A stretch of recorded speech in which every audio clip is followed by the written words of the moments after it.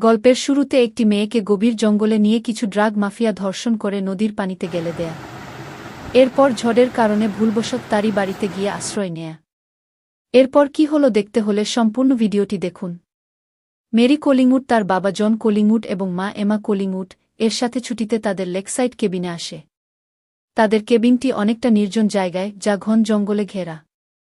Mary তার বন্ধু পাইগের সাথে শহরে বের হয় এবং তারা গ্যাস স্টেশনে গিয়ে পরিচিত হয় এক কিশোর ছেলে জাস্টিনের সাথে। জাস্টিন বলে তার কাছে ভালো মানের গাঁজা আছে এবং চাইলে তারা একসাথে ধূমপান করতে পারে। কৌতূহলী হয়ে মেরি ও পাইগে তার সাথে একটি মোটেল রুমে যায়, কিন্তু মোটেলে গিয়ে বুঝতে পারে তারা ভুল করেছে। জাস্টিনের বাবা ক্রুক, তার প্রেমিকা স্যাডি এবং সহিংস সহযোগী ফ্রাঙ্কো সেখানে উপস্থিত।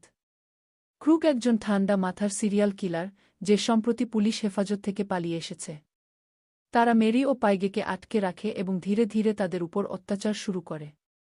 ক্রুক বুঝতে পারে যদি এই দুই মেয়ে বেঁচে থাকে তবে তারা পুলিশের কাছে গিয়ে খবর দিতে পারে। তাই তারা দুই মেয়েকে গাড়িতে তুলে নিয়ে শহরের বাইরে চলে যায়, যেখানে মেরির পরিবার রয়েছে। এক নির্জন জঙ্গলে তারা দুই মেয়েকে নামিয়ে দেয় এবং ভয়ঙ্করভাবে অত্যাচার শুরু করে। পাইগে বাঁচতে লড়াই করে, কিন্তু ফ্রাঙ্কো তাকে নির্মমভাবে হত্যা করে। মেরি আতঙ্কিত হয়ে দেখে তার বন্ধু মারা গেছে। এরপর ক্রুক মেরিকে ধর্ষণ করে এবং তাকে বাঁচিয়ে রাখে শুধু তাকে আরও বেশি কষ্ট দেওয়ার জন্য। কিন্তু মেরি সুযোগ বুঝে পালানোর চেষ্টা করে। সে কাছের একটি লেকে ঝাঁপ দেয় এবং সাঁতার কাটতে শুরু করে। ক্রুক এবং তার দল ভেবে নেয় মেরি পানিতে ডুবে মারা গেছে।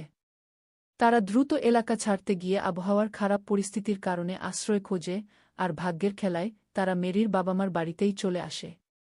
জন এবং এমা কলিংউড নিজেদের পরিচয় না জানিয়ে অপরিচিত অতিথিদের ঘরে আশ্রয় দেয়। তারা জানে না এরা কারা। কিন্তু কিছুক্ষণের মধ্যেই জন ও এমা বুঝতে পারে তাদের মেয়ে মেরির সাথে কিছু খারাপ কিছু ঘটেছে, কারণ তারা তাকে কাছের জঙ্গলে রক্তাক্ত অবস্থায় খুঁজে পায়। মেরি জোরে কিছু বলতে পারে না, কিন্তু তার অবস্থা দেখে তারা আন্দাজ করতে পারে কি ঘটেছে। মেরির বাবা-মা আস্তে আস্তে সবকিছু বুঝতে পারে এবং প্রতিশোধ নেওয়ার পরিকল্পনা করে।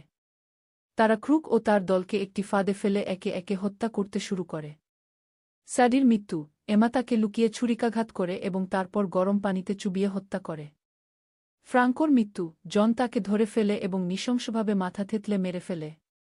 ক্রুক পালানোর চেষ্টা করে, কিন্তু জন তাকে ধরে ফেলে এবং ঘাড়ে বৈদ্যুতিক শক দিয়ে সম্পূর্ণ পঙ্গু করে দেয়। তারপর সে ক্রুগের মাথা ও ঘাড়কে সম্পূর্ণ অবশ করে এবং তাকে ধীরে ধীরে হত্যা করে। সব শত্রু নিঃশেষ করার পর মেরি ও তার বাবা-মা আবার শান্তির নিঃশ্বাস নেয়। তারা একে অপরকে জড়িয়ে ধরে এবং বুঝতে পারে তারা কিভাবে নিজেদের মেয়েকে রক্ষা করার জন্য এতটা নির্মম হতে পারল।